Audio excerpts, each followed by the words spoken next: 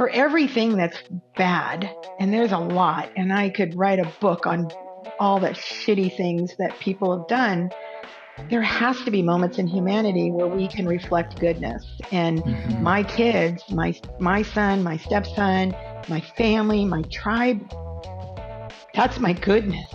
Like, that's the thing that says, fuck you, John Robert Stevens, fuck you, Gary, fuck you, Marilyn, you didn't win. You affected my journey, but you did not define it.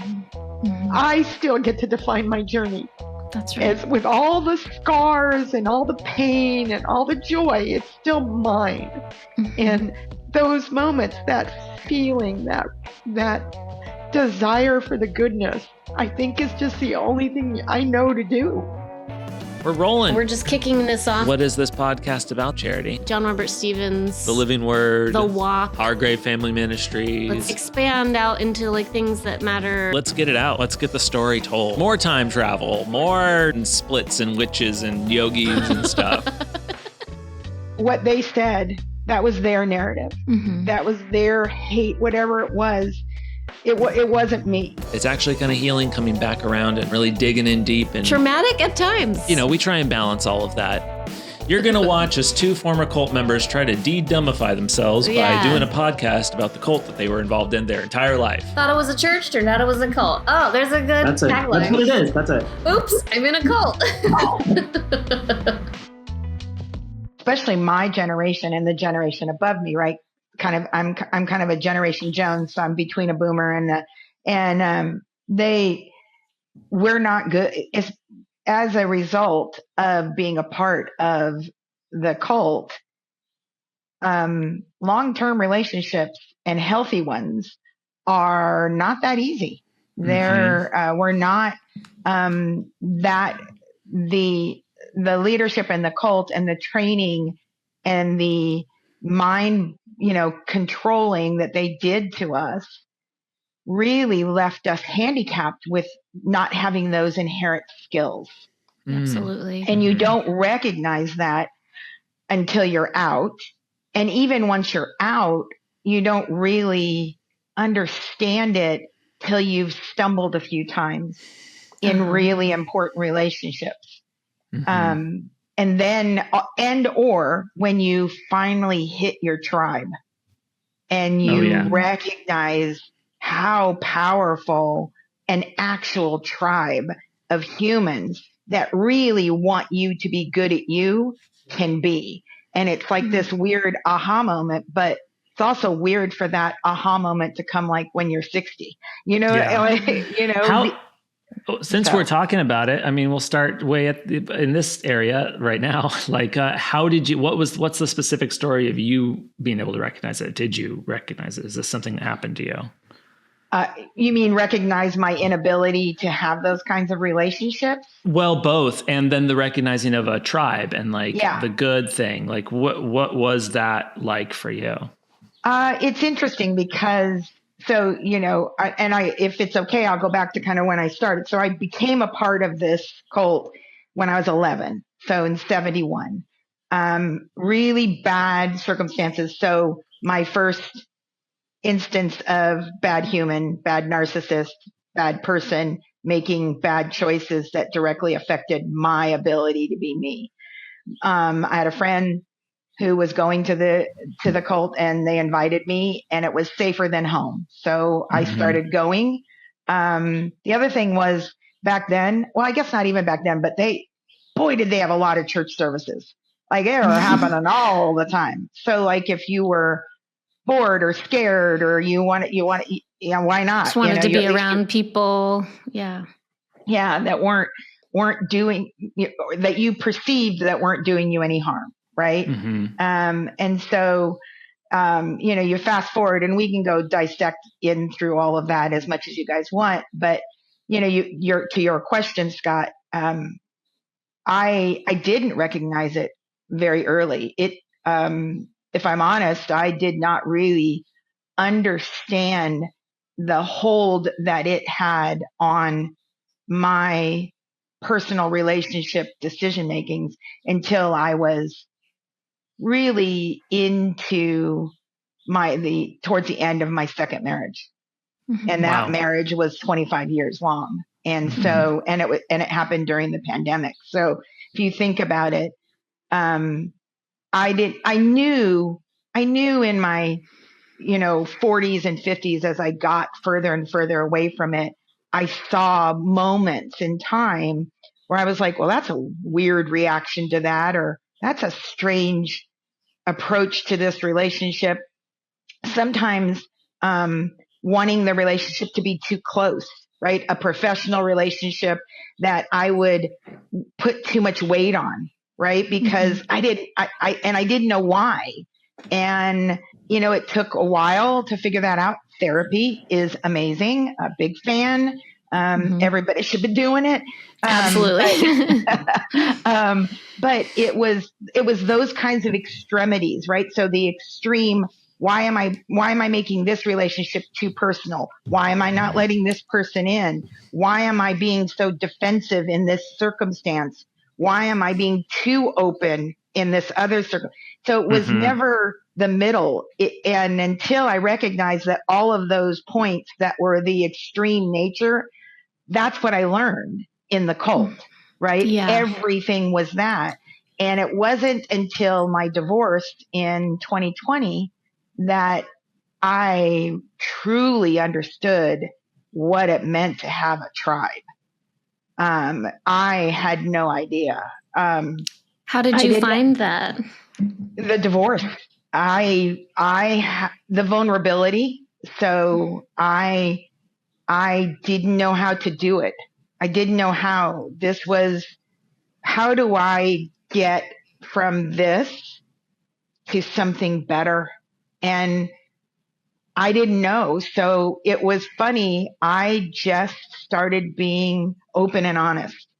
And the people that had always been around me to some degree, my family and stuff, but I had to be vulnerable. I had to say, I don't know how to do this. And I also don't know that I'm worthy of doing it. I don't know if I can. I don't know if I matter enough to do it. Maybe I am just this useless whatever. I don't know. And that vulnerability, holy cow, did my tribe circle the wagons. They were just like, and people that were not necessarily the first person I would have thought, my God, they came in and they're like, this is the thing. This is this. You're going to be this. And everything from, talking me off the cliffs of the, letting the noise get really loud and diminish who I am and diminish my capabilities of being who I could be. So I had a lot of voices that came in and were like, nope, this is who you are.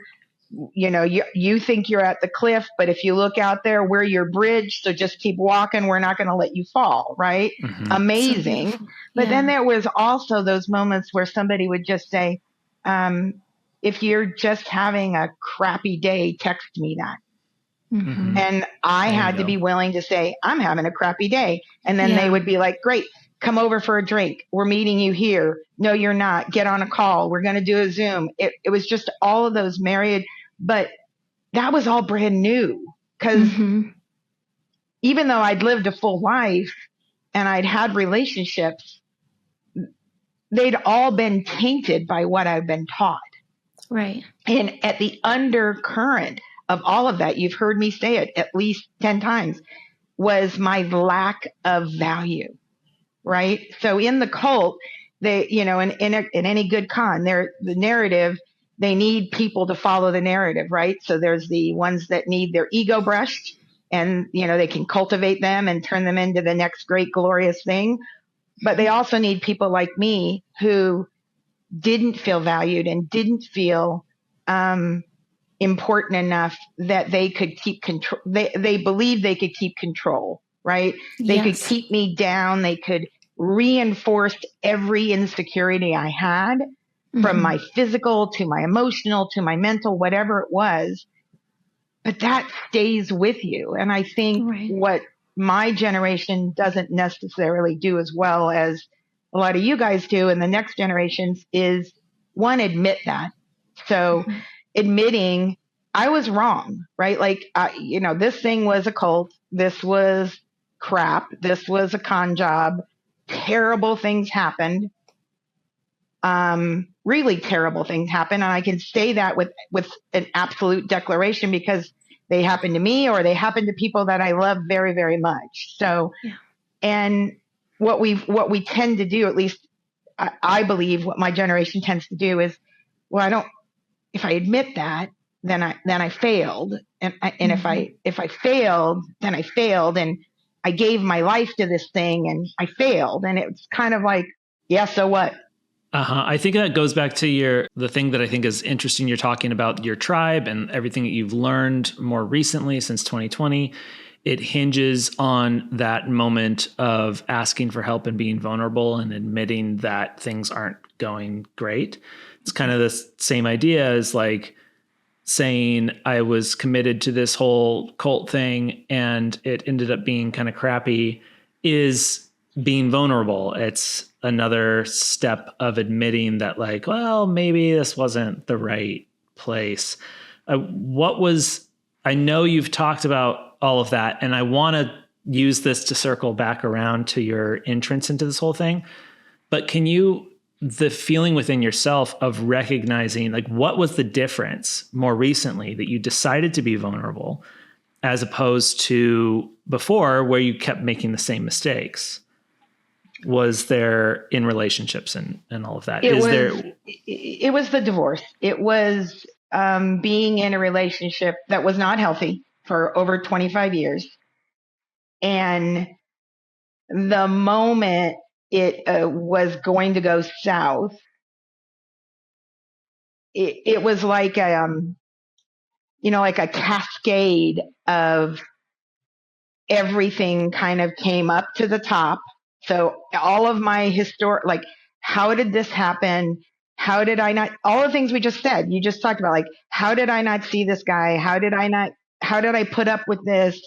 How did I allow this to happen again? How come I feel so diminished again? Right? All of that, all of those questions came front and center. And then it was that vulnerability to say, shit, these are really good questions. And I don't want to do this again, right? Like, I don't want to go through round 3 or round 4 of the foundation of where I'm beginning is that unhealthy foundation that I was taught. That's such a powerful moment. And I think throughout our lives, we're regularly presented with those opportunities where there's this little window of time, right? Where we go, okay, this pattern keeps happening in my life. And do I want to do something about it? And it takes a lot of courage to do so because like 80% of people out there are not looking at their pain. They're like doing whatever they can to push it down or just repeating the same cycles because it's really hard work to confront them. And it is painful. And you have to feel things you don't want to feel and confront things you don't want to confront. But what I think is really amazing is like when people like you did you're in that moment and you go, you know what? I think I want to try something different. And as soon as you made that decision, and that is out of a self-love that's down there somewhere. And then you start authentically speaking your truth. You start being yourself. And guess who's drawn to you? Your real tribe, the people that will love you for who you are. Yeah. Love you flawed. When we were surrounded by real monsters in the cult who it was not safe to be who we were. And then it's like, I found too that I kept drawing those same types of people to me outside of the cult. And it's like we learned to hide certain parts of ourselves, right? To keep safe and to be accepted. But when the real people that are meant to be in your tribe and meant to support you are the ones that are there because you are being your authentic self. And so I think that's so wonderful that you started to find that. And then they help you they like mirror to you who you really are when you don't have the strength to see it yet in yourself. They remind you are valued. Right. And if you think about it, I was in the cult for over 20 years, right? Mm-hmm. During my most formidable years, right? Teenage, right. 20s, 30s.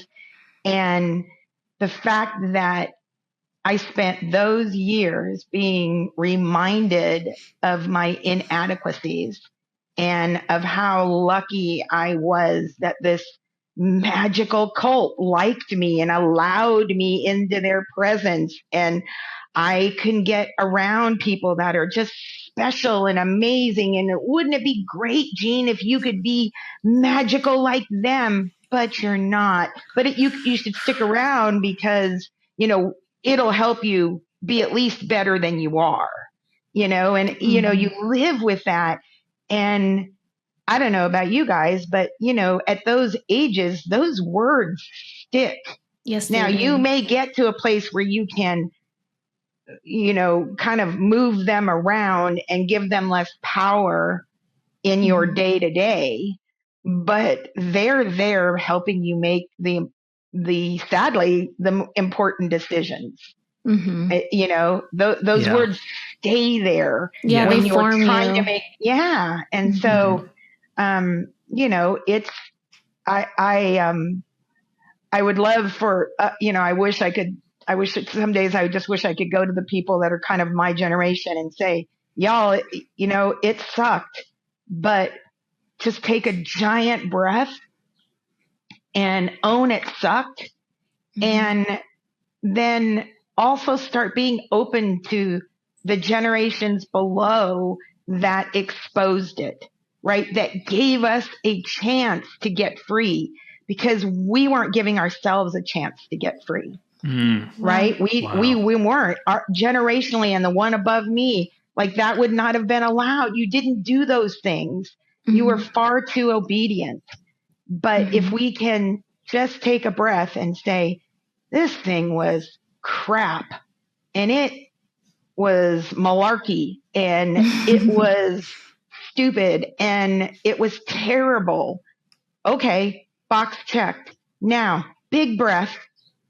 Thank goodness somebody else said it out loud because now maybe I can start putting in the work to heal. Yes, absolutely. Yeah. Let's, now that we know that it was malarkey, let's go back to when it wasn't. It's a really good word. Yeah, it is a really good word. But let's go back to when it wasn't malarkey, when you were first into it and like how you got drawn in the beginning. I mean, it was malarkey. I understand that objectively, but you didn't think that then. That's right. So let's go back to, you didn't know. Yeah. You didn't know that then. So let's go back to that and let's talk about like, why do you get drawn into this? What was the stuff that was pulling you in and what were you looking for, and then where did you learn all these patterns that we've been talking about? Like how did that end up in your life? So can you tell us what year again and how old were you when you joined? Yeah. 71, I was 11. And at that point, I was still living with a biological parent and biological sisters in a very unhealthy, abusive situation. Okay. And I was going, occasionally, more casually, I would say. And then as my circumstances got worse, I ultimately ended up being abandoned and homeless by my biological. And that,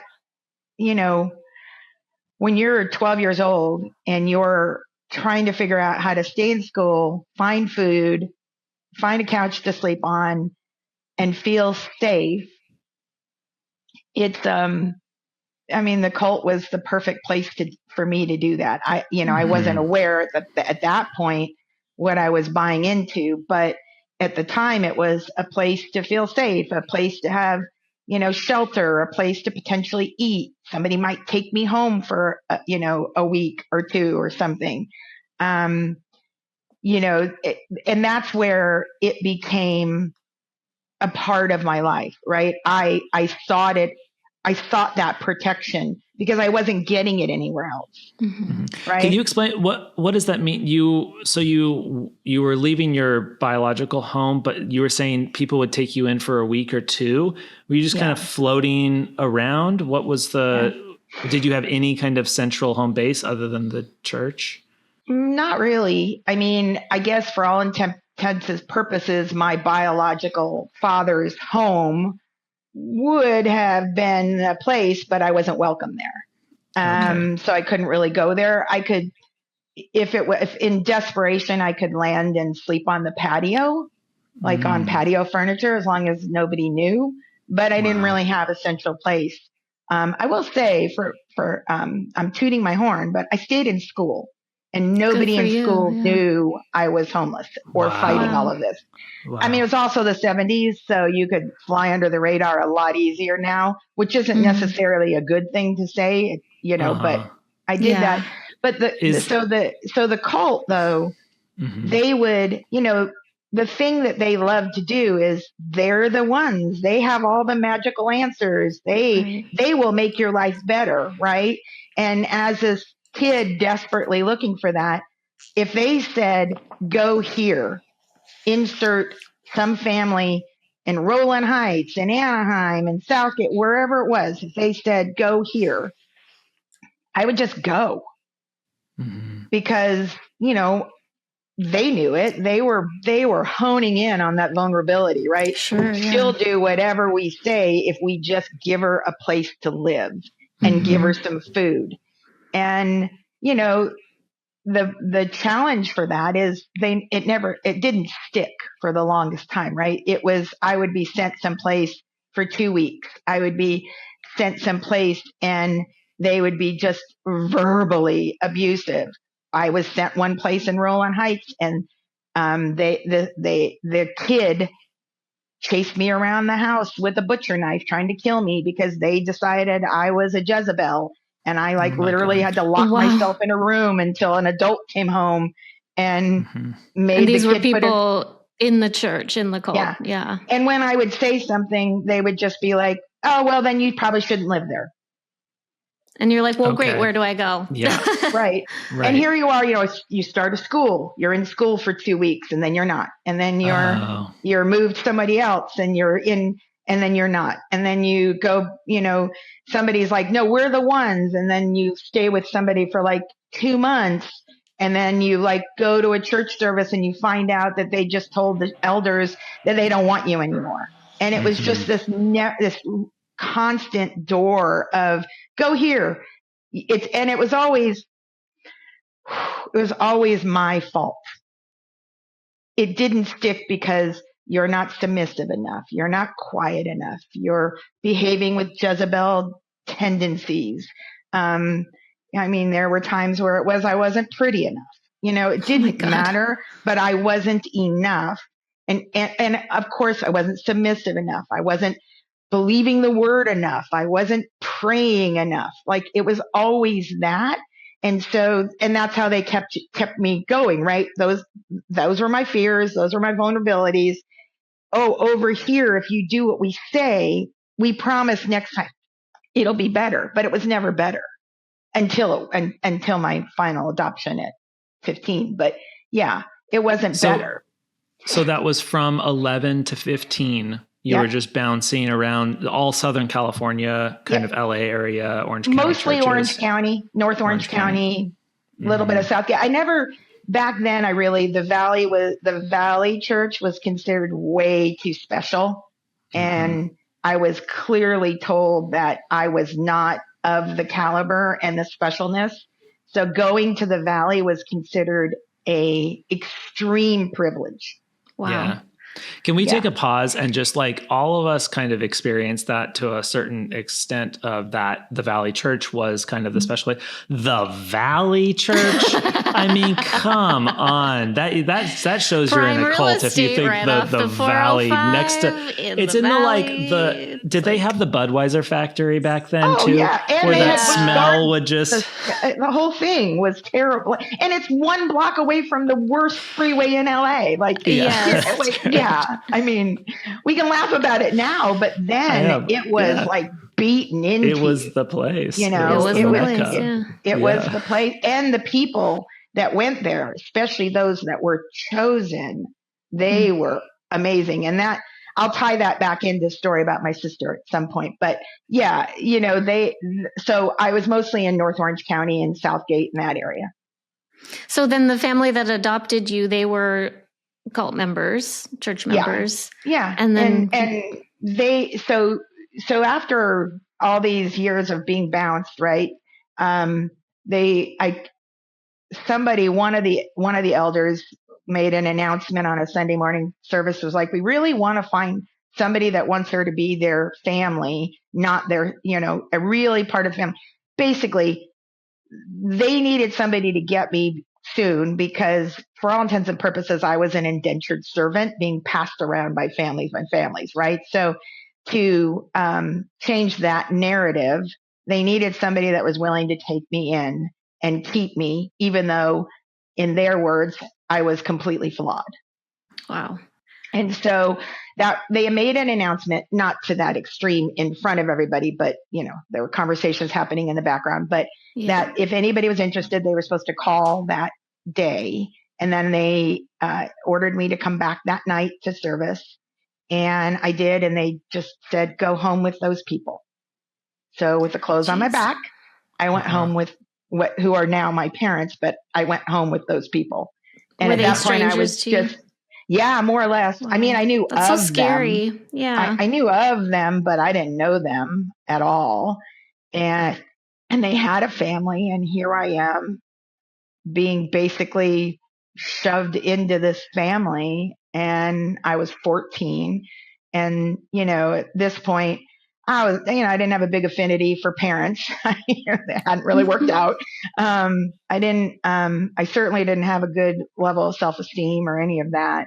But they took me, and that was in 75, just a few weeks before my 15th birthday. And I'm still their daughter. That's really great that. I mean, how you feel now, like that's a good thing. That was a good fit. Oh yeah. Worked out. I mean, it is the only good thing. Well, that's not true. My son and those guys are the only good things I got out of it. So, and they're everything. I mean, I text my brothers, I hang out with them, I go to football games. I love, I had grandparents that loved me. I didn't even know what that felt like. And that's interesting, because I will think back, and some of my best memories were with the family that were not in the cult. They were the grandparents or the aunts or the uncles. And those are some of my fondest memories of these humans that had no reason in the world to care about me, that cared about me. That's lovely. That is, because then they weren't, it wasn't based on your performance in the cult or anything. It was just them loving you. I was going to say too, I mean, it's like that you were the perfect target for the cult, right? Looking for stability, low self-esteem with abandonment in your background. And then they keep reinforcing that inner narrative, like that you're not valuable, by saying, well, it's because of you, you're not enough. And like, that's just your prefrontal cortex is not even developed. And it's so cruel. These are people too that should like be showing you love and acceptance and not telling you you're a Jezebel, So but then if you think about what they preached and how they preached it, everything they did was either they're going to groom you to be the next magical human, they're going to abuse you, or they're going to beat you down. There were just 3 buckets you fell in. That's true. That's a really good breakdown. Yeah. That was how it worked. Right. And they needed that for their false narrative to continue to grow, because the 3 of them, wanted it to keep going. They needed those buckets of humans to feed into the pipeline to satisfy their needs, right? Yeah, so, which is so deeply saddening, because it's taking people's deepest wounds and using them for their own gain. What do you think kept you around and kept you going during those 4 years that you were bouncing around? That's a really good question. The honest answer is because there was no way in hell my biological father was going to win and find that I ended up, because all he thought I was going to do was be a hooker and do drugs and live on the streets. He wasn't going to win. He'd already done the worst he could do to me. And by not giving up to that, like not giving in to what would have been easy back then, hitchhiking, human trafficking, all of the stuff that I could have done, that's what kept me going. So you've always had fight in you. Apparently, I don't know that I would say I do, but I you do, Jean. You do. I certainly haven't rolled over, and I think these things, and maybe this is a pivot, a squirrel moment, but for me, it's not been. I don't just decide my value or my richness in life by my pocketbook. It's about my tribe, and it's about the value and the amazingness of the humans that place their bet on me. And so even back then, every once in a while, there was a good human that placed their bet on me. Mm. And that would give me the motivation to not give up. It's really lovely. Yeah. Oh, look at her. She's going to cry. Her makeup's going to get all, oh my God. The drama of it all. It happens. I cry on here all the time. What, you? You've not noticed? Listen, Scott's not going to admit it, but his eyes have welled up more than once. Yeah. And I've seen him take some pretty heavy breaths when he's having to talk about some of the really important conversations that need to be had. Yeah. But I'm also in charge of the editing, so I can just. So you're like, girl, please clip out that vulnerability. So what was it like? Oh, go ahead, Scott. What are you saying? No. You got something. Go ahead, Charity. I was just say, what was it like in those early days, like in the church? That's a really important question, because one of the things that you guys brought up in a podcast a few days they run together back, you did one, and you'd ask this question about, like, was it just ignorance? Was this or was this systemic? So the answer is it was systemic. It was very much the hierarchy. John was magical. Marilyn showed up and played her game. And, back then, and we'll talk about like how quickly that escalated to Martha, his wife, all of a sudden being, not available. But, there was a culture of we're special. Those that sit on this platform, which is what they called it, which always, after you leave it, you realize they were very specific about their word. So they sat on this platform, and it was always, we are better, and we are going to push our narrative, and you're going to strive to be as good as us. And then it was a lot of the, the crony situation, right? Like, can you think of a specific situation where you felt like that was something like from the platform, for example? Like, what's something that you might remember that was them trying to push you to be equal to them, or you're not equal, but you're striving to be better in some way? A lot of the narrative would be that they were closer to God. Right. John was next, sitting right up there next to him, taking notes. And these people that John had designated as in charge were now adjacent to that glory. And so the conversations were always, well, you want to strive to be closer to John and be more like this and be more like us. And in order to do that, you need to be submissive. You need to, you need to pray more. You need to be more obedient. You need to read these, the bazillion documents that they would put out, or, whatever it was always that by doing these things, you'll be more like us, which makes you closer to God, which makes you closer to John, which makes you closer to the righteousness and the holiness that is going to come by being at his feet and in his presence. John Stevens' presence. Yeah. Oh yeah, absolutely. And would you do all of those things? Would you read the stuff? Were you involved in that way, or what way were you submissive, other than just being passed around, living with this family and this family and this family? Was there a time when you dedicated yourself to the church? And what way was that? Absolutely. I mean, I didn't have another alternative, right? So reading things, like if I could tell somebody in authority that I read that thing, it put me in a good light, right? Mm-hmm. Maybe the next time I get a better place, maybe it wouldn't be my fault, right? So it's interesting. Reading was a tool.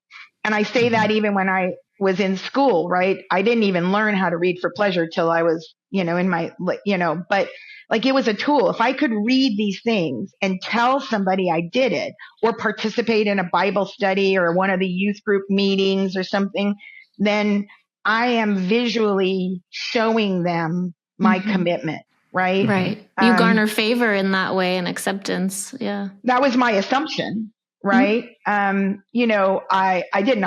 wasn't always successful because I was always told I was too loud, that my voice was too deep. I didn't talk the right way. I didn't look the right way. I didn't wear the right clothes. And that's just picking apart every part of your personality. Yeah. I mean, especially when you're a kid that doesn't have any clothes. So you're just like, okay, well, it's about as good as we're going to get. But what was interesting is it wasn't just those conversations, but it was also, sadly, but even back then, if you did garner the attention of a shepherd or an elder, that was not always the healthy attention.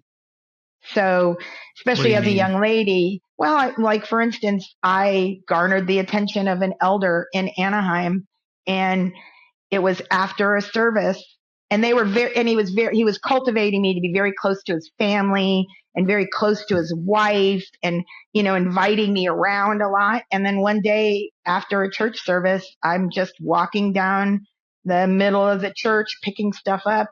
And this guy comes walking down the aisle in the middle of the church, just grabs me and starts making out with me. Wow. And you were how old and he was how old? He was in his 30s and I was maybe 13-ish, maybe. And I remember I get this visceral reaction when I think about it. It was disgusting to me. Yeah. And absolutely. I was like, I remember I pushed him away. I swore very loudly. It's one of my favorite things to do. Swear very loudly. Same. Love it. So good. But I also remember, and I remember the facial reaction he had to my displeasure. He was dumbfounded that I didn't embrace what had just happened. Mm-hmm. And he just, I remember he just he was so startled because he believed I would comply. Yeah. Right. Think of the audacity it takes to just do that. What church was that at? Anaheim, in the Anaheim church. Anaheim church. Yeah. When you were 13, 73, something like that. Yeah. Yeah. To do that, to just stop a 13-year-old, that requires a certain level of self-delusion, I think. And to do it without questioning that somebody might see it. There was, I don't know if anybody saw it because I was just so this did not just happen. And I will say he continued to try to, kind of fix it and pursue me and stuff. But, I remember I was pursuing you, fixing it. What do you mean? Well, pursuing me to stay a part of their family, and because I think he thought it was just that he'd win me back over. I have no idea, but I remember I went out of my way to get as far, I stayed clear of that man. Yeah. But that was the ongoing hypocrisy, right? They'd preach over the pulpit. We're anti-Christmas, we're anti-this, we're anti-that. And then, what's his face? Bailey. I can't remember what his first name was. That man had a fancy pants house and had the biggest effing Christmas trees and Christmas parties and did and this was in the 70s. So, but it was just always the hypocrisy. You do what we say over the pulpit. This is how you have to behave. We are not held to that standard because we're the special ones. We're the chosen ones. And that was top down, right? John Robert Stevens did it. Marilyn was great at it. Gary is great. They're all great at that behavior, right? We are going to tell you how to behave but we are not held to that standard. Right.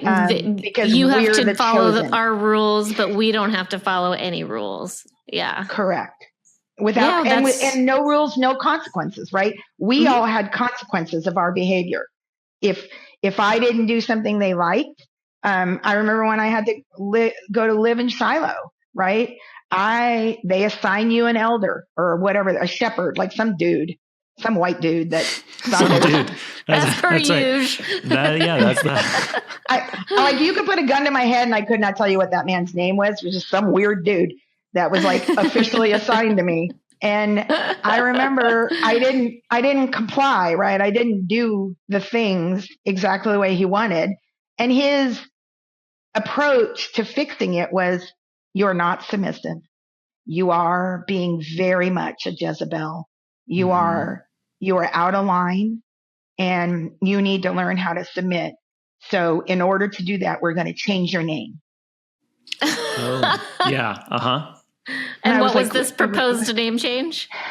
Naomi, because Naomi is a very submissive name. Yes, we know one very submissive Naomi. Naomi Klein. And it was so funny though, because I thought to myself, oh, it's not going to stick. But he tried. God, he tried really hard. Yeah. And then he would go tattle to his, whoever, it was a hierarchy. So he submitted to somebody else who submitted to somebody. I don't care what they say. It was a hierarchy. Everybody, it all led to the top.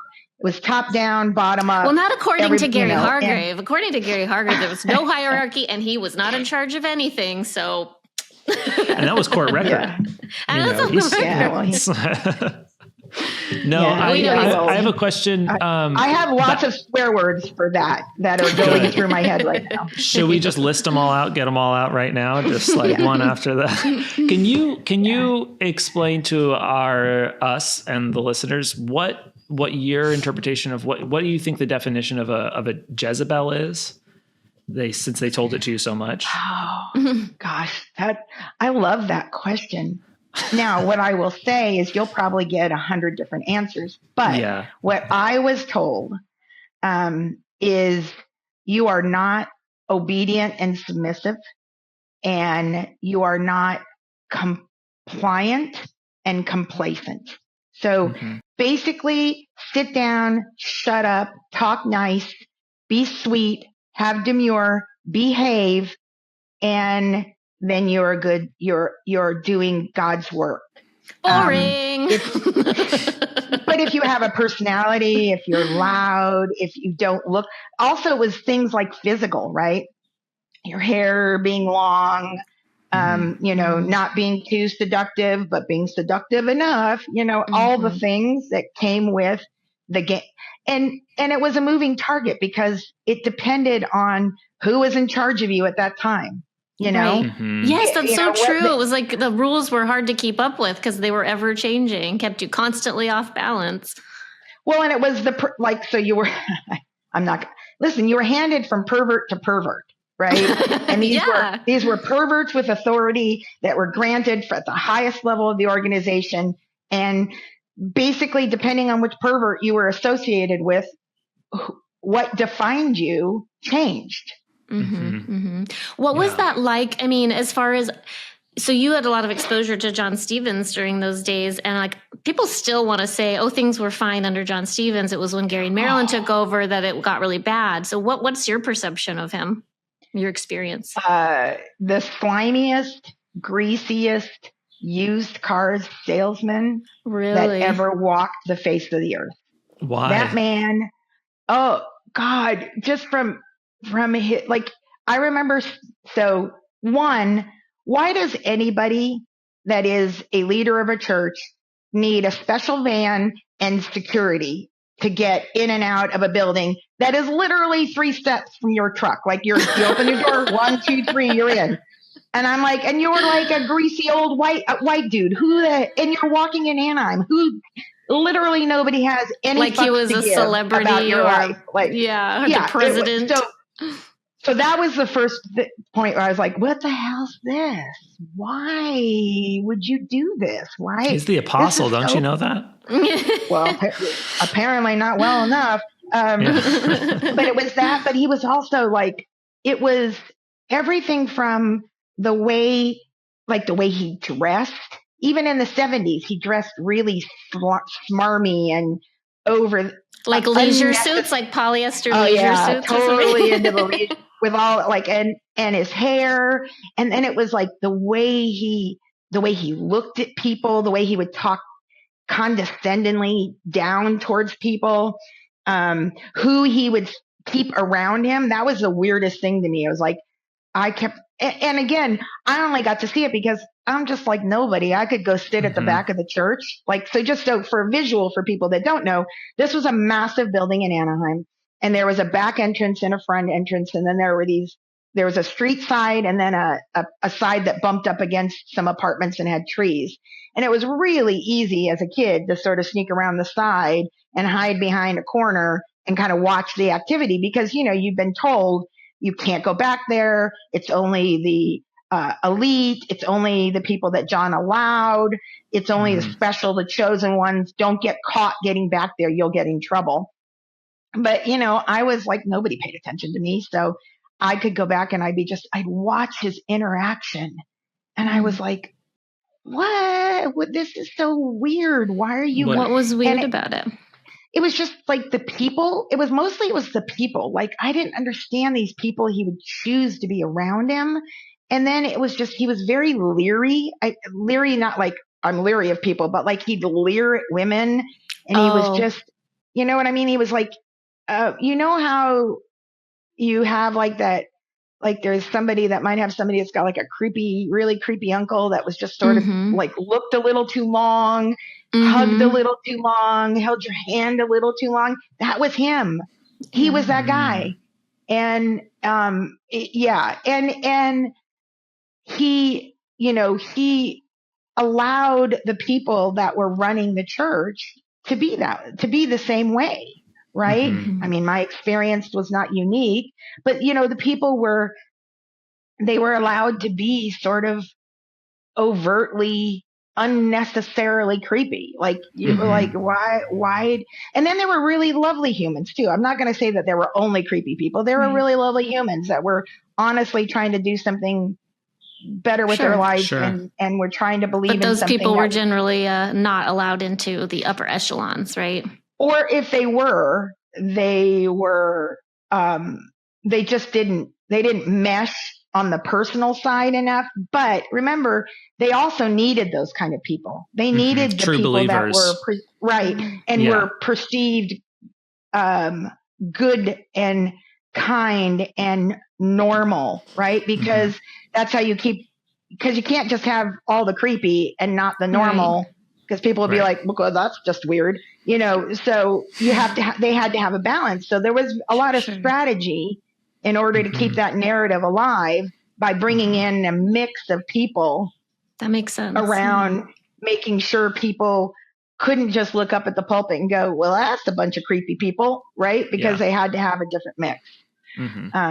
Yeah, it makes a ton of sense. Did you, so you're saying that you were so invisible and like kind of that they didn't care. Did you ever get a word from John or any of that kind of stuff? Did he ever bring you up and like give you any kind of personal interaction? Not up in front of anything. I think I got some personal interaction back by the infamous van behind the church in Anaheim, where it was like he would see me and be like, oh, hello, dearie, or whatever he would call you at the time. I don't think I did. I think if I got anything, it was like I was told that there was a word from John through somebody.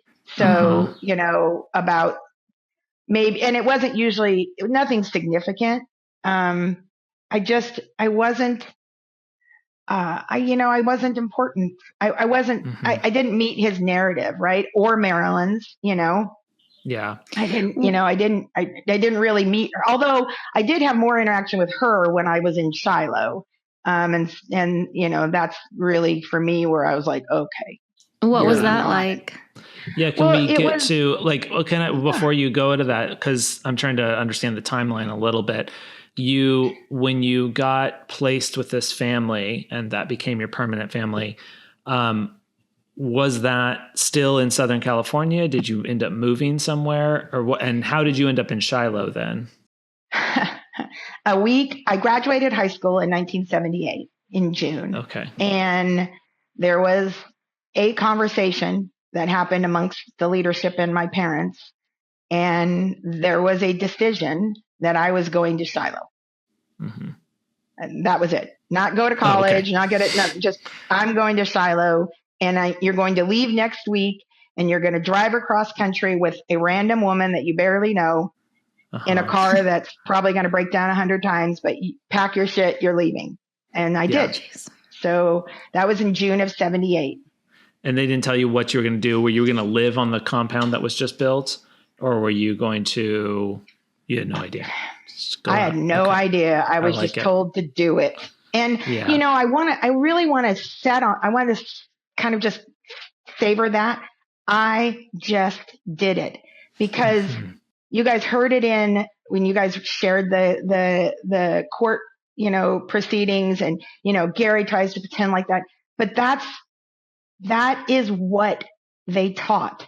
Mm-hmm. There was a hierarchy, and decisions, big or little, came directly from your shepherd.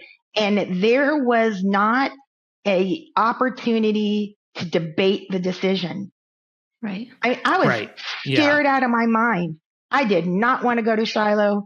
I did not want to do any of it. I'm a 17-year-old girl trying to just figure out I didn't even know what I needed. I didn't know what I wanted to be. I didn't know anything. And I had to pack my life and go live in some giant camp in Iowa. Yeah, that's terrifying. Yeah. But, for everything that they want to say isn't like, that's really what happened. That's the way life was. And think about that as we talked about in the earlier, and you extrapolate that out and how you make decisions in your life post-cult. There's a lot of it's things. difficult, right? Yeah. It's like, how do you learn to make decisions for yourself when you were never allowed to make decisions for yourself before? Like, that wasn't cultivated in us. I wonder if, since we're on that, like, and it's like 1 week later you graduate high school, and then they're like, move to Shiloh, and you don't even know why you're going. You're not even sure if your transportation is going to make it across, and all of this, you just do what they say. Did you have at any point, can you remember up until you're moving to Shiloh, did you have any idea or like projection of like what you wanted to do with your life? Did you have any kind of like desires of your own that you were, or goals or anything? Well, there was never space given to me to think about that. I mean, it was survival for the longest time, not die, not be, that was first. And then I remember in school, it was just kind of like, well, learn how to type so you can get a job. And that was really it. And I thought about, it's funny because that was one of the journeys I took 2020. It was like, what would I have wanted to be? But back then they didn't encourage you to be anything other than submissive, compliant, and make sure you're tithing. I mean, those were the things that they cared about. Give us your money, be obedient, do what we say, and move on, and be grateful that we allow you in our presence. Absolutely. Wow. It's interesting. Did you find back then too? I mean, I know it was the 70s and everything, but I found this played out throughout my life too. And my generation was like a discouragement from higher education.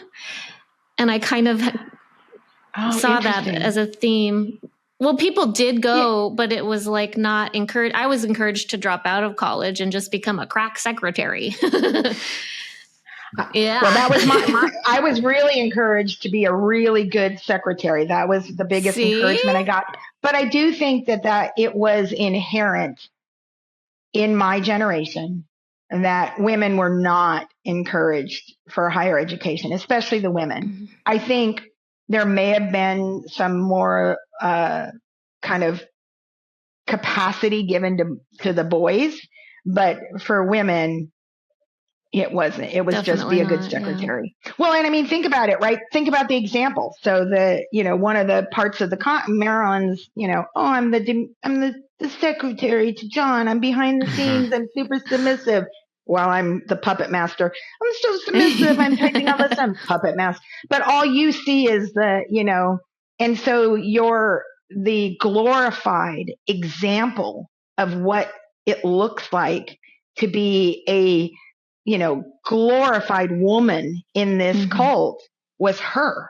And, her perceived, her external, what the members saw was this, compassionate, demure, secretarial, sweet, behind the scenes woman. And I mean, that's what they wanted us to see, right? That's what we needed to see in order to stay compliant. But that's kind of the example that they hung out in front of people on, especially young ladies, on how to be. Right. Mm-hmm. So how long were you in Shiloh? I got there in 1978, and I moved into Iowa City into an apartment with some other young ladies from Shiloh in, I'm going to say like 1980. They let you move to Iowa City? I didn't actually ask permission. Oh, that's why. Yeah. I was going to say, otherwise they'd be like, So did you stay you stayed in the dorms for the first 2 years? Is that? Yeah. At Shiloh. Yeah, it was terrible. It was the most degrading, demoralizing living situation. Why? Really? Well, because you had to live in a room with anywhere from 6 to 12 other females that you don't know, and they're all different ages from all different walks of life. And and there's no choice. You don't pick, you just get told. So there's that. And you get a bed that somebody made out of wood that's barely functioning with a mat, and then like some sort of shelving or something under it so that you can have some place to put your clothes. And that's it. And that's all you get. And then you have to walk down hallways that are men and women walking around free the hallways. To go to the communal bathroom. To go to the bathroom that was like, had like a shower curtain for the like between the toilets, and then like the showers were communal and they weren't clean, and it was just oh my God, it was so. But there was, and I worked in the snack bar. That's where I worked while I was at Shiloh, and I made a whopping $80 a month, and I worked from about 4 a.m. till about midnight or 1 every day, 7 days a week. So you just were tied to the snack bar for 20 hours, I had to make the yogurt. I had to soak the beans. I had to make the beans. I had to do the thing. And then I had to go bake all the cinnamon rolls. And then I had to bring them all back. And then I had to sell them. And I had to run the register and make sure that balanced and did all this. Yeah, Meanwhile, you're like not even making minimum wage. And no, did they make you pay rent? Did they make you pay rent at Shiloh on top of that? No. I mean, maybe they told me to, but I didn't. I just kept my $80 and didn't do much, but I kept my $80. But that's where I also, and we can go back to this, but that's where I also had my most interaction with my first real regular interaction with Marilyn was there from the snack bar. But what was her favorite snack? Well, how you guys her favorite snack was Gary. Her favorite snack was anybody that was compliant, doing what she told you to do. Oh. But the snack she used to leverage me to feel special was my bean burritos. Okay. Yeah. Did she tell you that you made really good bean burritos? Oh, like she craved them and she wanted them, and it was to the point where it was like not only did she crave and want them, but she gave me permission to deliver the burritos to the apartment. To the upper room? Oh. To the door. Oh, just to the door? And you had to leave it? Knock, set. Every once in a while, if she knew they were coming, she'd pop out and be like, oh, hi. And that was it. But that was like, but then everybody knew, right? So then she'd tell everybody, oh, she makes it better. And so everybody's like, oh, it's like that whole, oh, she thinks you're special. I'm like, Marilyn approved bean burritos. Anointed burritos. There's just a point where I was like, I need a job. I don't want to do this. And I got a job in an apartment in Coralville, Iowa, and a couple other, young ladies came and lived with me. I mean, I wasn't prepared for it. I didn't know how to live independently. I became a bulimic. I was like, I had no idea how to function in the real world at all. It makes sense because you were raised in a cult and I had not allowed to skills. make decisions. Yeah.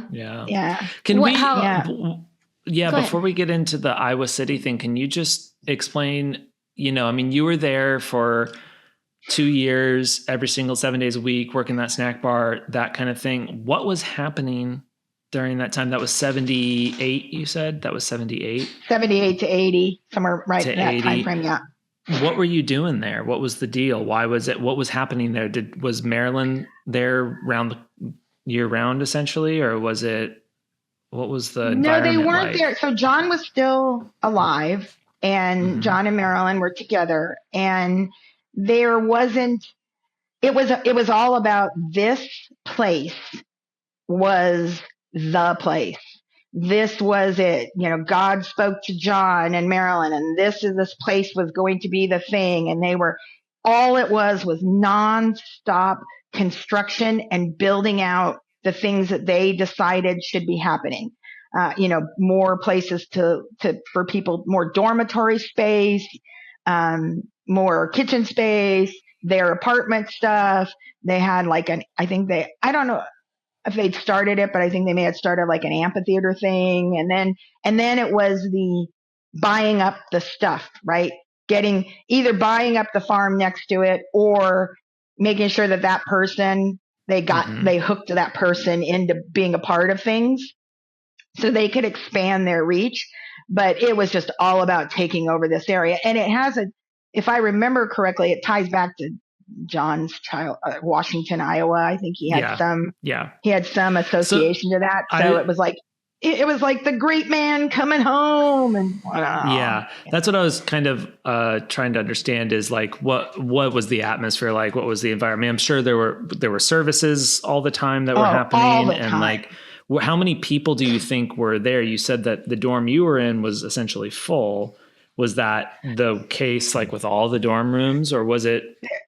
There were hundreds of young people and unattached people living there full time, but it became the place for their annual celebrations. So for people that don't know, they celebrated what they called feasts, which were basically just these exhausting, extensive, week-long, constant preaching of words, like 2 services a day kind of thing. Yeah. And you couldn't leave. So there would be thousands of people that would come in. So you would end up with people like just stacked on top of things and living in corners and sleeping. And if you were a permanent resident, sometimes you had to give up your space so that somebody else could sleep in your room. And it was just, it was just constant. It was just, people were always coming and going, and you're out working they had a farm field, and you had to go work and pull corn, and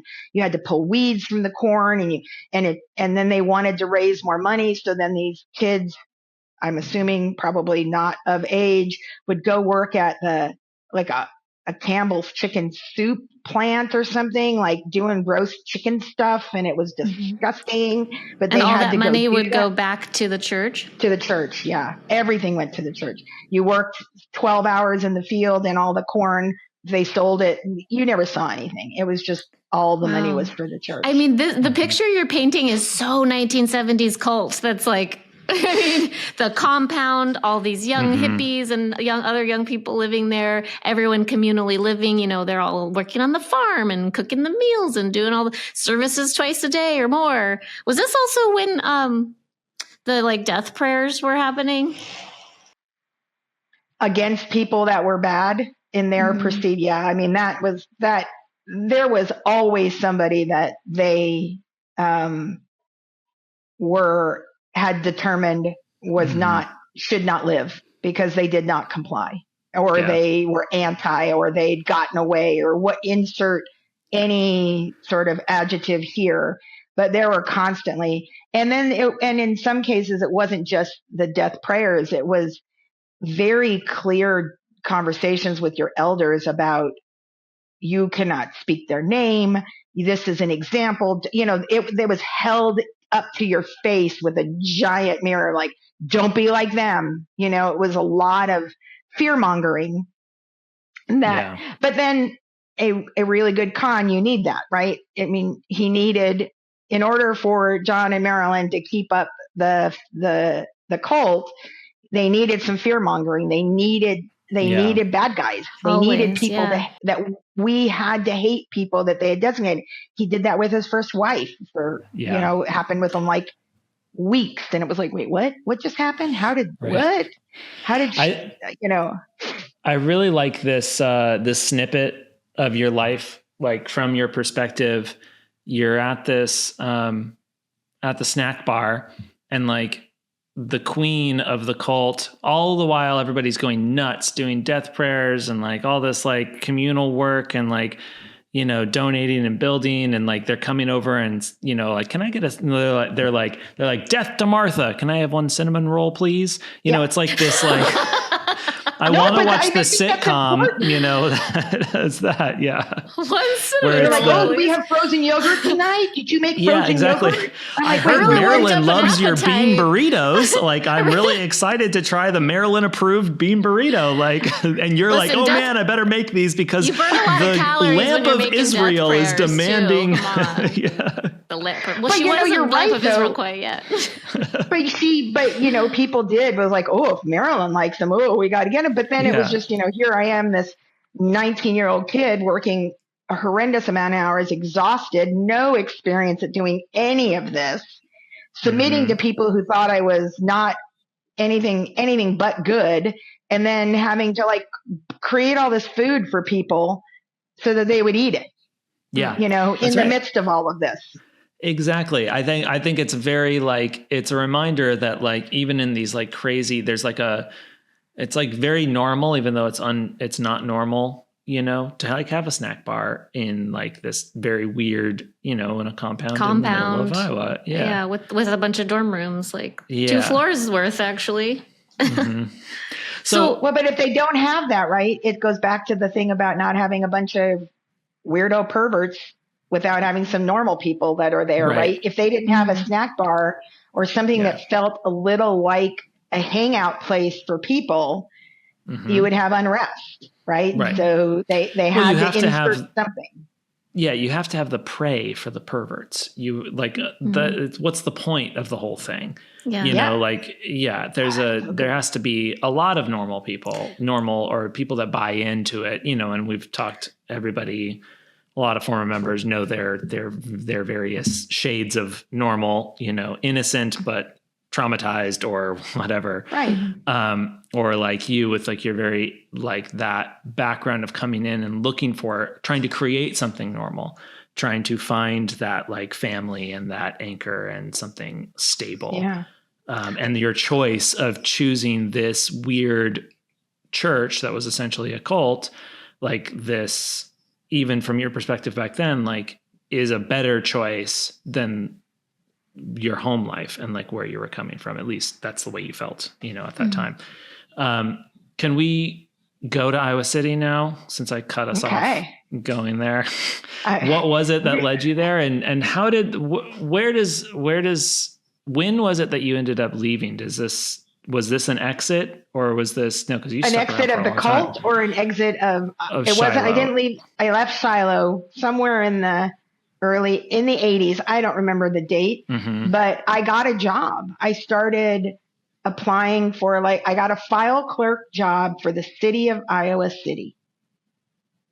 And it actually paid money on a regular basis. More than $80. Yeah. And so I got an apartment with 3 or 4 other young ladies that were at Shiloh, but also I believe they all had jobs outside of Shiloh, and they were either my age or a little older, but yeah. So, and we just shared an apartment outside of Iowa. There's a city called Coralville, which is just like near the college. And we just shared a 2-bedroom apartment with at least 4 of us, I think. How long did you stay in in Iowa City before you went back to California? I moved, my grandparents my adopted grandparents were celebrating their 25th wedding anniversary.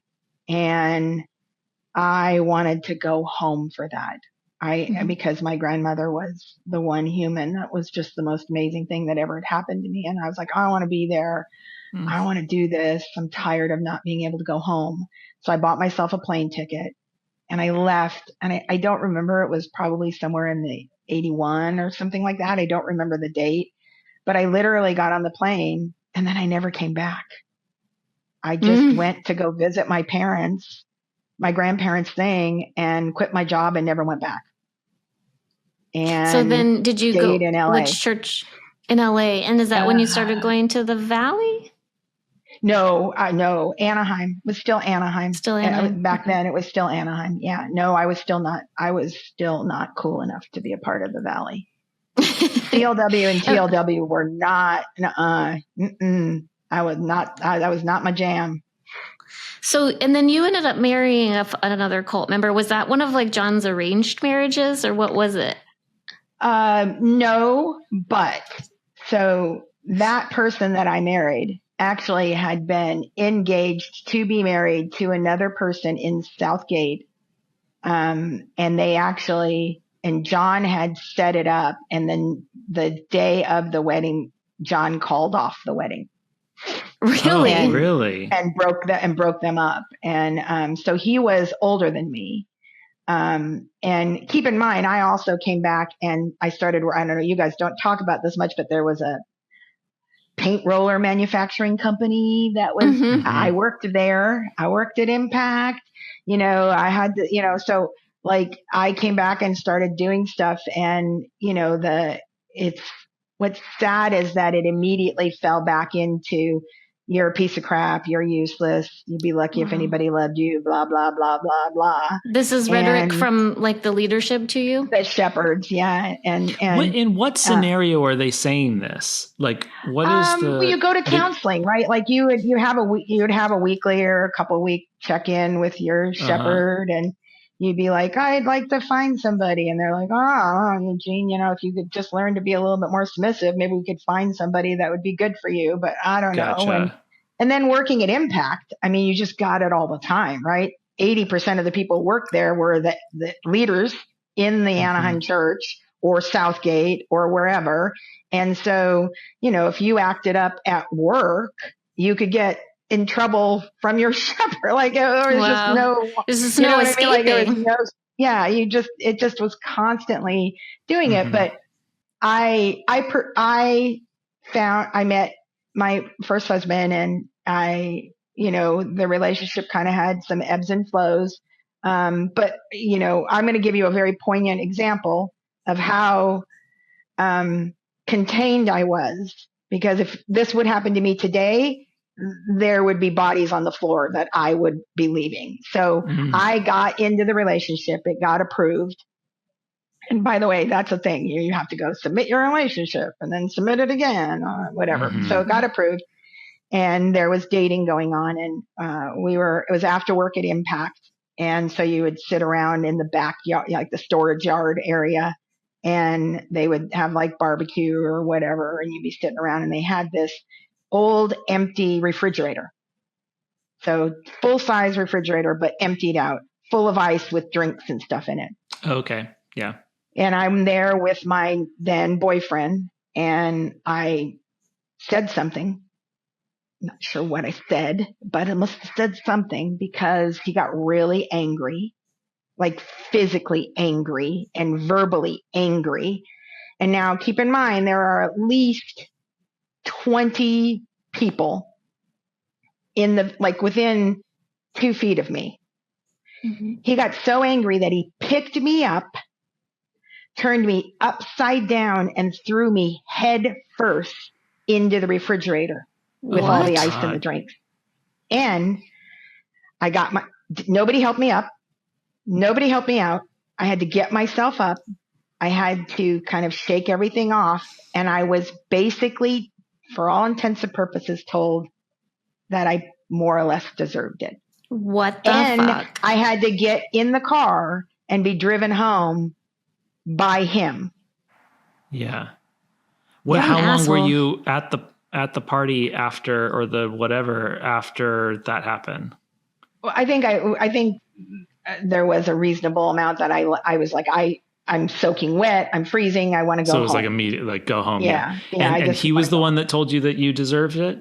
Oh no, the people that were surrounding, the people, all these other people, everybody they all looked at me like, whatever, you got him mad. That's what you get.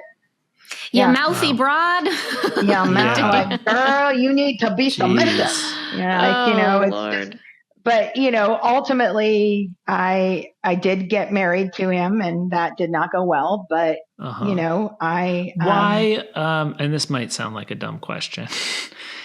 But after a situation, an incident like that, why would you marry him?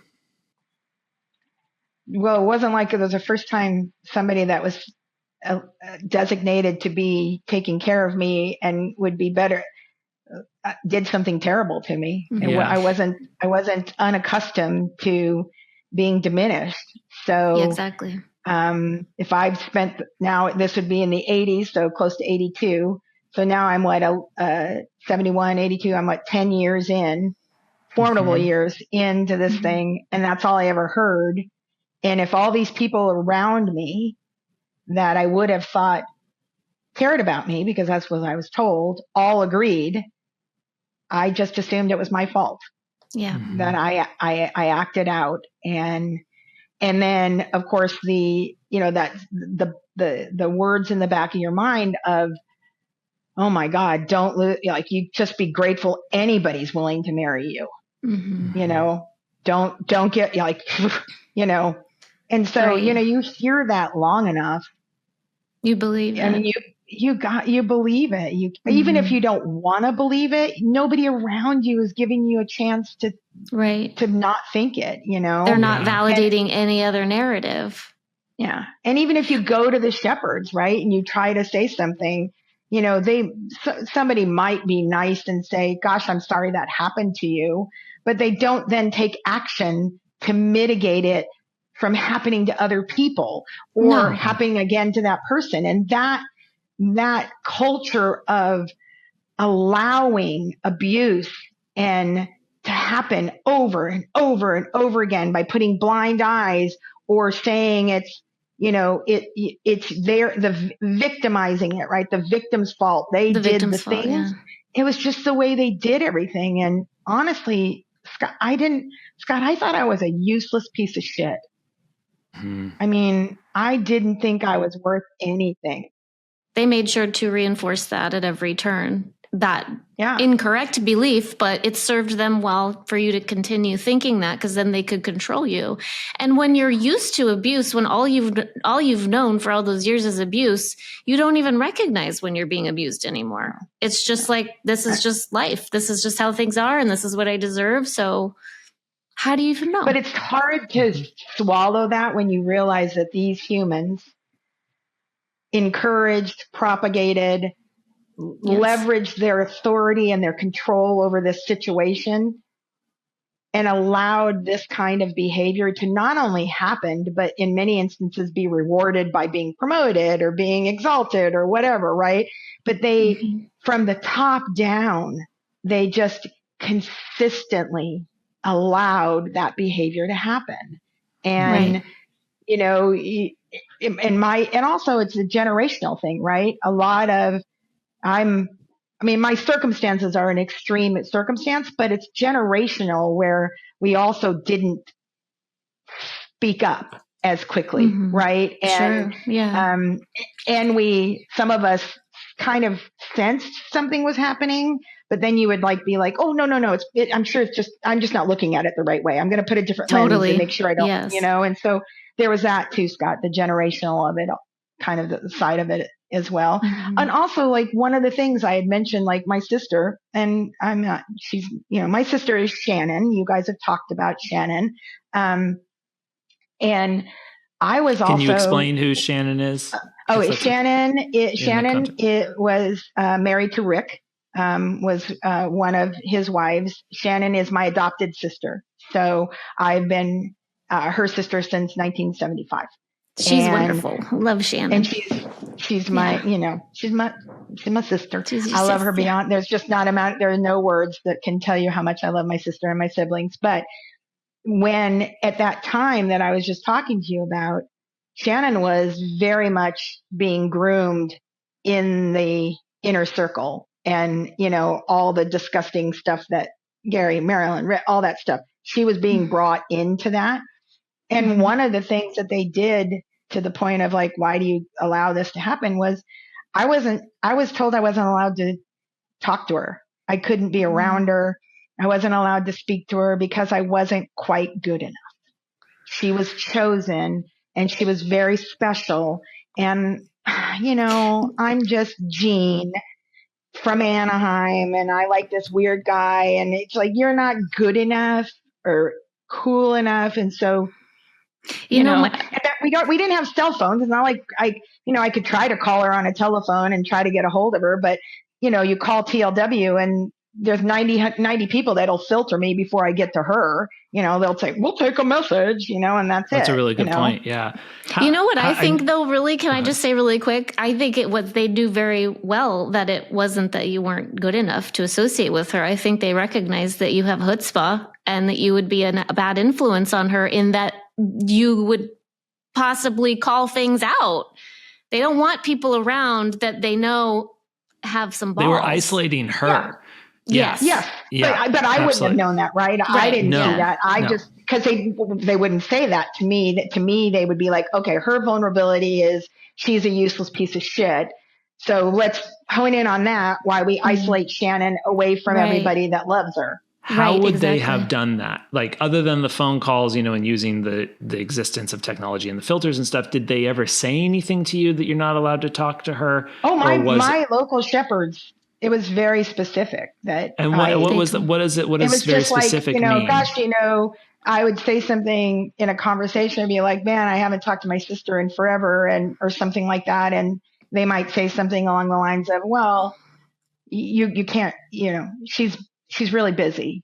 She's doing God's work and you need to leave her alone and not disrupt what's going on up there because she's been chosen. Right. And, it's not like I need to be told that. Has Shannon ever told you what she was being told on her end? We very recently had a conversation and she didn't know any of that was going on. Right. She was dealing with her side of it. And I don't want to speak to her side of it, but she had her own world that she was navigating. And she did not know that I pulled away because I was getting a direction. And I honestly don't know that if she would have had the bandwidth to have worried about it, right? She was, they were so grooming her and it was so all consuming, and again, we didn't have cell phones. We didn't have there weren't easy ways to get a hold of people. So, but it just speaks to that idea, Scott, that you were talking about and the whole, how do I keep being okay with this behavior when, it's obviously not healthy. And the reason it makes sense. And I'm not getting fed good things. Right. Exactly. Yeah. Can you tell us about that first marriage as much as you want, whatever experience you want to? So my first husband was one of those kinds of guys that if I had not been in the cult and met him on the street, I would have been like, oh my God, you are such a creep. He was really oddly social. He wasn't good at social necessarily, which made sense for him to be with me because I'm, super gregarious. And in my naivety, I'd be like, what's up? I didn't care, right? Like I was easier. And he was one of those, he had a very, disgusting childhood, that I did not know about until later on in life. And it influenced his behaviors. He latched on because, the reality was he latched on because nobody else, he didn't have any, where else would he go? He was a very engineer mind. So that gave him the ability to learn how to fix air conditioning and build things and do things. And as you guys know, in the cult, if you have capabilities to do things for free, fix an air conditioner, go fix something, go do this, go fix some plumbing, fix whatever, you become a commodity that they love.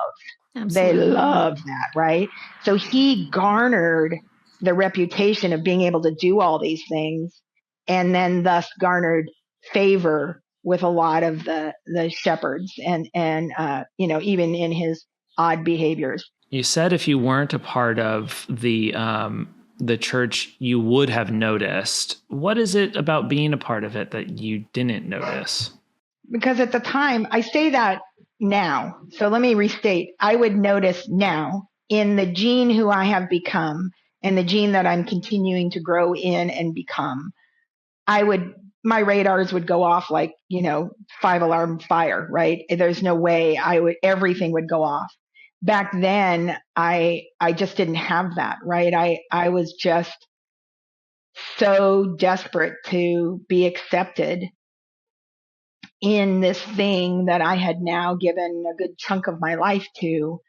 And the only next logical step that I could come up with was to get married to somebody that was in it, right? And so, can we then talk about that change? You're talking about what, 20, 30 years, transition of thinking this way to what you see now. Can we talk a little bit about like how you got your brain shifted over? I think that's important, right? Because I think you guys, well, first of all, therapy. That's one. Because sometimes in order to become good at you kind of have to vomit out what's been stewing in you for a really long time. And the safest place to do that is in an environment where there's a therapist that's licensed, and they're not there to judge you. They're there to help you navigate. And I think for me, so when I left the cult in 1993 with my son, I had therapy, but I don't know about you guys, but my early therapy wasn't really therapy because I was so mind washed into all the things. I still hadn't even acknowledged the degree of disgusting and horribles and all of that until much later. So I had some, and that little bit of therapy kind of gave me enough chutzpah to get the hell out of Dodge. It didn't give me enough to start getting healthy relationships. And so I didn't really, right. If I'm honest, I did not know how to have a healthy relationship until 2020. It takes time. So if you think about it, I started in 71, I left in 93, and the first moment I ever felt like I might just have the capacity to have a healthy friendship or a relationship with a human. I'm not talking about an intimate. I'm just talking about a relationship with a human. Even my own family, right? Like, was not until that point. Well, it makes sense because at some point, you're just in survival mode, right? For so long. Well, I was also in another really, really unhealthy relationship.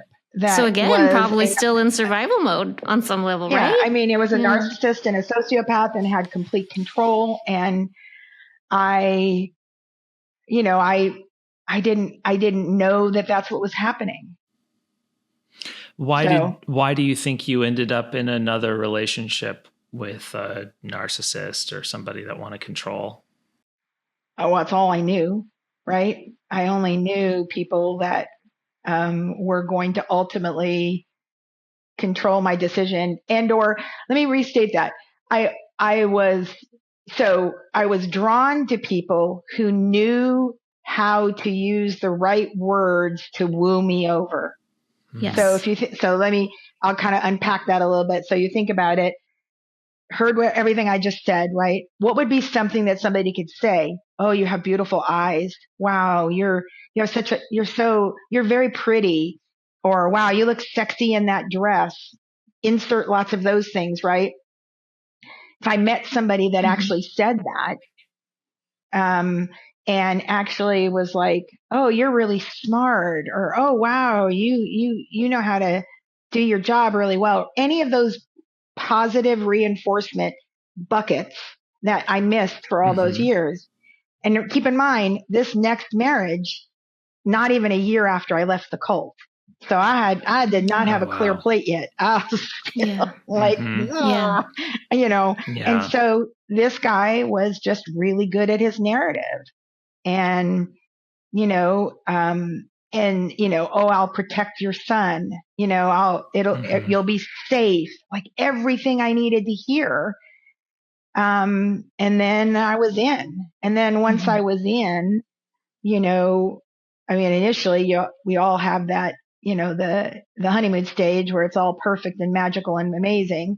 But I was compromising who I was by, giving in to what he wanted from an intimate side and doing all of those things from the very beginning, right? Like I was, do whatever you can, Gene, to hold on to the relationship, right? Because again, I'd spent the formative years of my life being told I couldn't. And I did that. And, to my own detriment, to the detriment to my son. I did though get a bonus son, and I am still his bonus mom, and he's the most magical gift I can have. And my son and him are brothers. And so I get asked a lot of like, why would you stay that long? And for some of it was, I wanted those two to be able to always be brothers. And I wasn't sure because my son went through a really horrific bout with addiction as a part of everything that he went through from the cult. And so getting him clear and making sure that they still had a relationship was a really high priority. So sticking around for that was worth the sacrifice. At the time, I'm not sure if I would have defined it as that, but that was the underlying one of the reasons. Yeah. It's so interesting to see, you in having, I don't know how to put it into words, but like, you have your adoptive family that's like, you're very close with, you have a son essentially that you've adopted, also adding to this family that you're creating for yourself, in spite of all of the challenges that are at you with the cults and the birth family and the bad relationships, like that. I don't know what, it's amazing. It's really beautiful, but it is also just shows, your own desire to create a safe space out of yourself or find something, like keep these connections or something. There's a beautiful thing in there. I'm not sure what it is, but I can see it. Well, it's the thing that we talked about early on was my tribe, right? And so I said that I don't define success by being a millionaire or whatever. It's by the richest of the humans that place their bet and love me. And I also don't define family by genetics. So, chosen family is sometimes more powerful than anything else. And so Absolutely. I have just had this amazing moments where some person chooses me, right? I did something that person chose me. And it's like, I may never have done it again, but at that moment, this person made a choice to say, I'm placing my bet to be a part of this human's tribe. And that's what makes me, want to keep doing it. And to your point,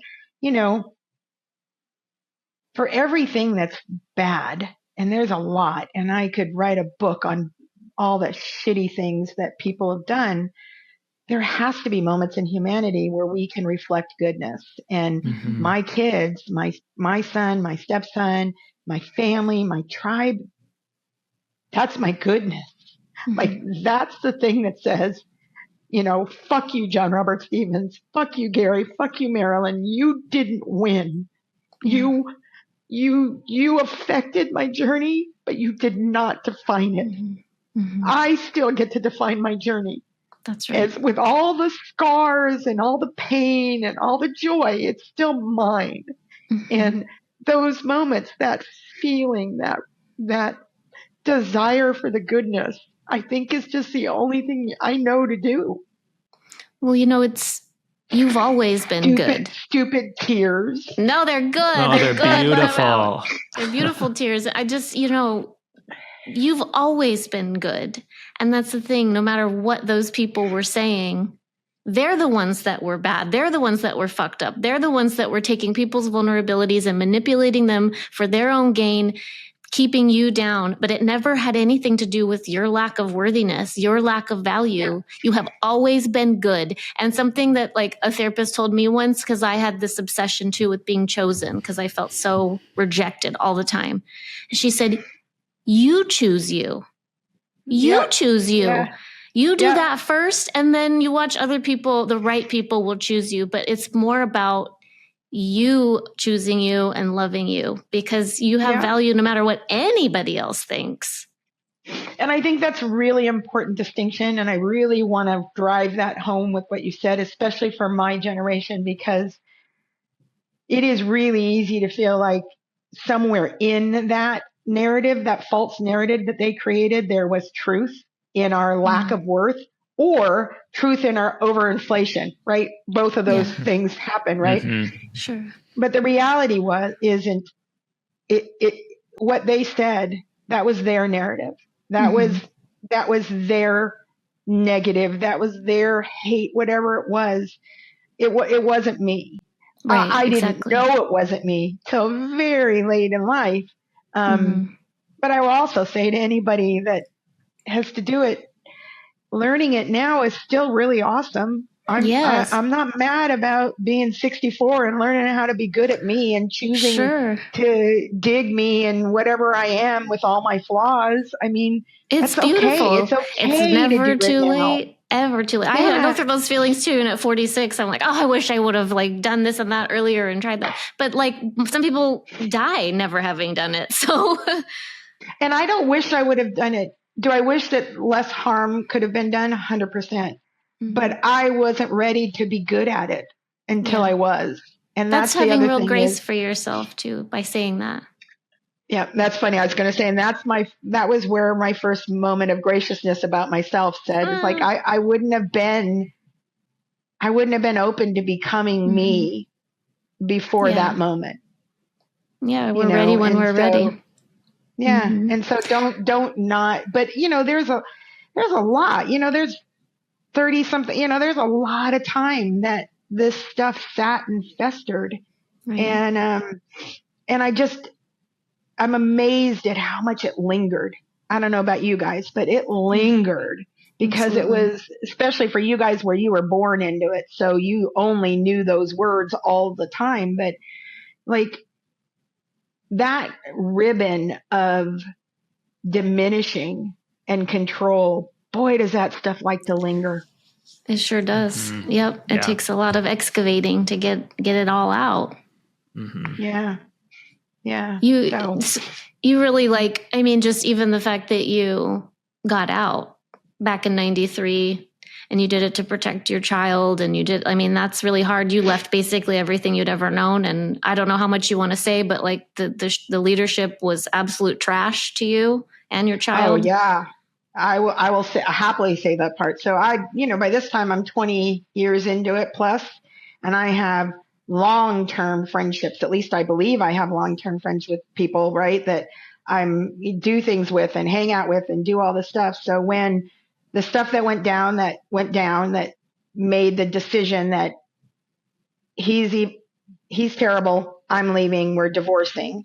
I, because I'm apparently not very submissive and obedient. I started to be like, anybody that would listen to me, I'd start talking about what happened. Like, I was not afraid to talk about it, and it was not Nor pretty. Should you be. You should be allowed to. Right. It was nothing about it was good. It was terrible. And I just wanted everybody to know that this human that everybody was exalting was terrible.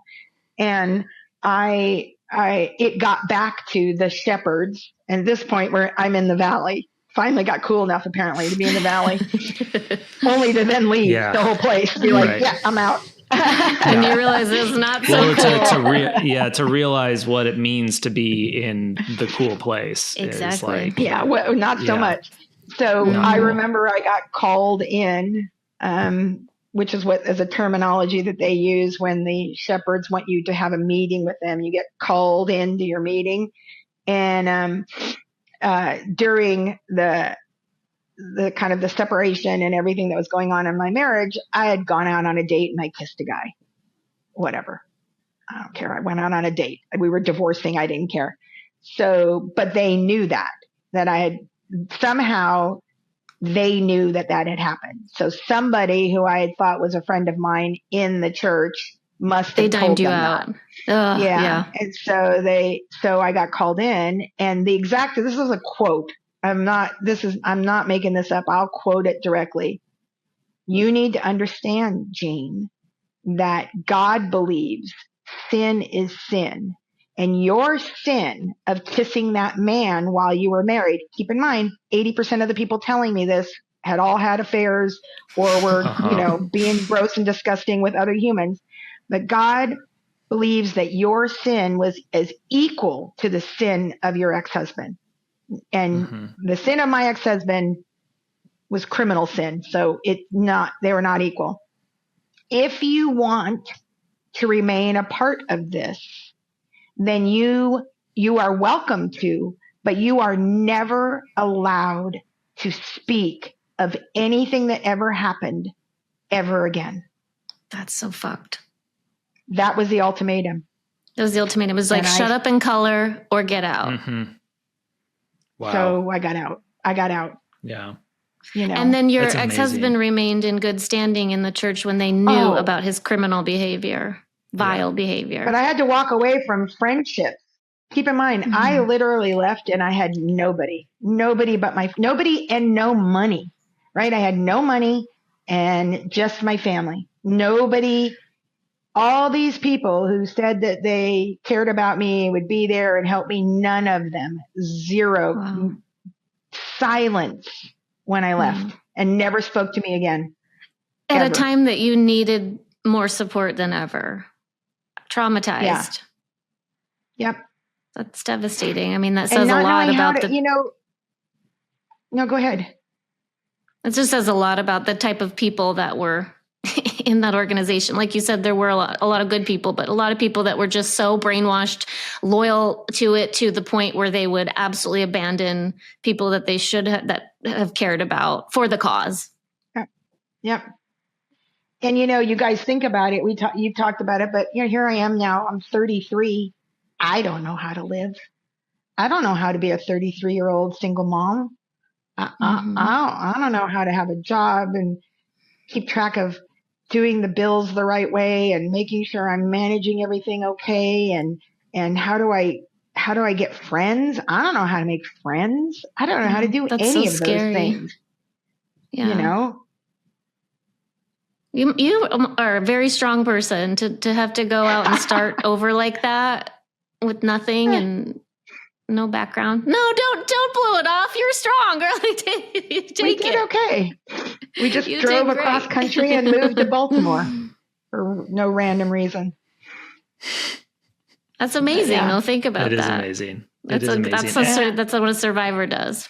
Yeah. And it makes sense. I mean, like, and you're still doing it too, which is what's really amazing, is you're not afraid. You're not afraid of still challenging yourself and growing and fighting for the best version of a life that you can, to be the best version of yourself, to be happier every single day. Like, that's really amazing. And create a tribe.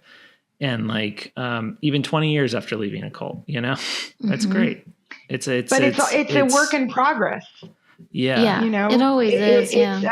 I have, I've gotten myself to the place where I have, like situational anxiety and depression. I don't walk around being depressed and stuff all the time, which is great because now I have tools and I know how to do things, but it's still a work in progress. And I still, one of the things I learned about growing was, we get, especially in the cult, be better, be more like this, be better.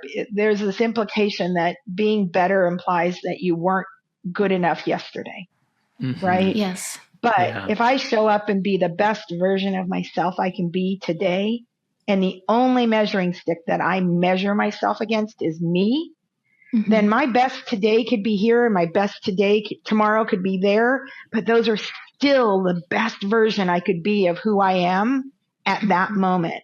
And I just have to walk each day doing everything I can to be the best version I can. And absolutely. And then be gracious when that version is a little less than optimal, Accept yourself at every stage. Yeah. And just like circling back real quick to something that you said before about some in your generation, like having a hard time coming to terms with, I can't admit this is as bad as it was, because then I admit that I failed and all that. Like, what would you say about that? Standing where you are now, what advice would you give other people in your generation about that? Well, first of all, one, I would say take a giant breath and recognize the strength and sacrifices that the generation below us made to expose this cult. One, that would be first, do that. Like I don't care if you say it to them, but say it to the universe. Like, thank you, humans, for being willing to shut this thing down so that another generation doesn't get affected. So that's the first thing I would want to say to people. But to do that, I would tell people, stop worrying about you got took or there's no way that all those words weren't true. The reality is some of the words were true. Because every every narcissist, their narrative has to be feathered with little pieces of truth. Otherwise, you don't follow. If it's all con, you're going to catch on. Yeah. And it's the old John Robert Stevens. These guys were really, really good at it. And whether he's plagiarizing because he knows that that's something people believe in, or, whether it's just taking pieces from a Bible because people believe in that, whatever it is, just understand that there was truth in there. That does not mean it was the truth. It does not mean it was okay. You can not have seen anything or heard anything, and you can feel bad. But honestly, just take a moment, feel bad, kick yourself a little bit, be like, what the fuck? Why didn't I see it? But then embrace the real truth that this was a false narrative that was created from day one to bring in and financially, emotionally, and sexually support 3 very terrible predators that were and are very good at being bad. And also trust what you're hearing. Stop. Like if you have a kid, if you have a nephew, a niece, a friend, if they tell you it happened, just trust it. Believe Listen. them. They're not trying to diminish you. They're not trying to dismiss what you did and all the things you did in your life. They have no malice intent at all. They just need you to hear that this was what the reality was, even if you never saw it. And then hug them and stay open to growing, and be willing to be wrong, and get a therapist and talk to somebody. Yes. You can't, don't spend the next 20 years of your life alienating yourself from people you love because you can't let go of the idea that you got conned. You know, it's tough. It happens to really, really good people. Just listen to the victims, listen to the truth, because you'll find it. If you listen, really honestly listen to hear, not to solve it, not to decide, but to hear. If you listen to the victims and what they're saying, and you take a moment, you'll see the thread. You'll see it. You'll be like, okay.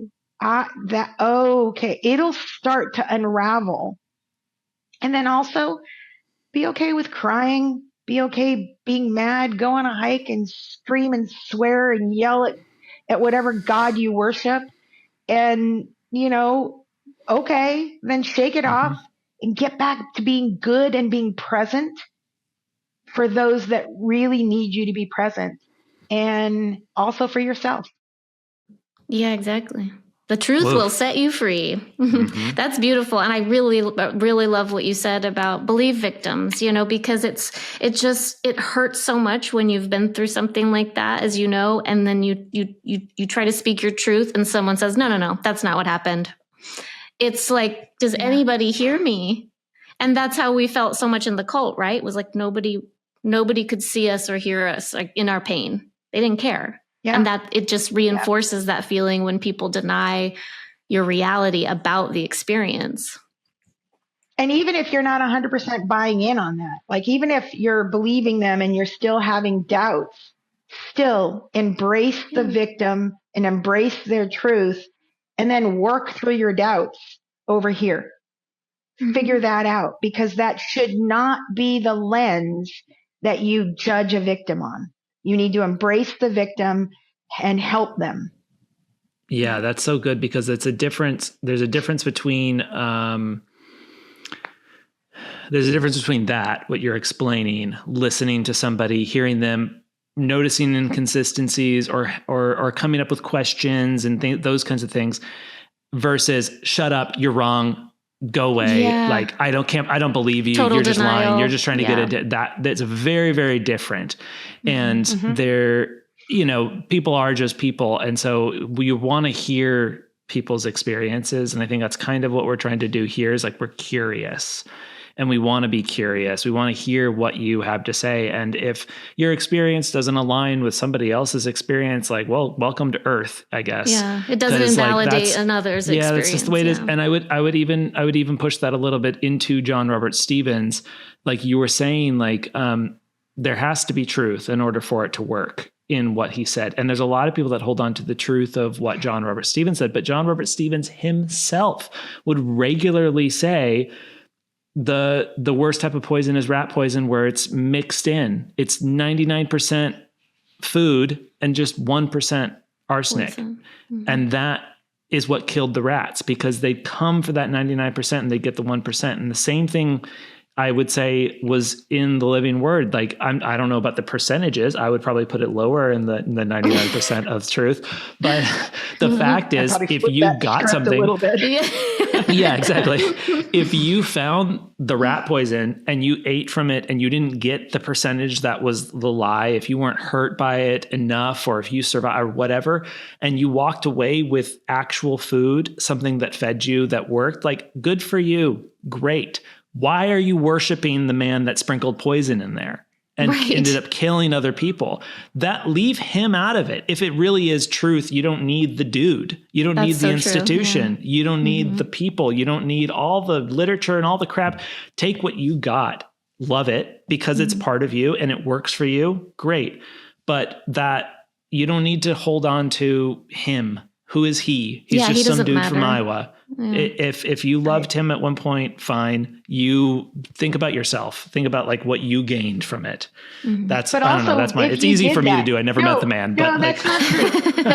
but if you did, so let's just say you did, you walked away with some truth of that, and that truth is very resonant in who you are and who you have grown to become.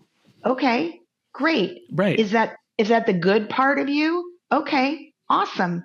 Nobody said there wasn't real truth in there that you couldn't take away. The opportunity you're missing is taking that and then opening your arms to those that didn't have that, and to seeing the damage that was done with the stuff outside of that. Right. And then leaning in and helping those people heal. You don't lose what you gained. You are leveraging what you learned to gain more by opening yourself up and embracing, right? And I think what my generation tends to think is that they have to say, well, then I have to let go of this. And it's like, nobody's saying that. If that good that you got has made you the human that people love, awesome. Use it. Lean in and help these people that didn't have that experience heal and come around and feel heard. Like, what a joy that is. Yeah, they could hold both at the same time, right? Yeah, why not? They can both be there simultaneously. That requires some emotional, some sifting, some emotional intelligence. It's difficult. Fair, but I also think it requires people just need to do. I think stop overthinking, overanalyzing, inserting lenses that don't need to be inserted. Just accept that there is a truth that you didn't know. That is, but it is a truth. Accept that, and then lean in and find out how you can help that heal. That's simple. Yeah. That's beautiful. You're amazing, Jean. You really are. Oh, you guys are you're doing the good stuff. You're talking about it. You're making sure that generations to come don't.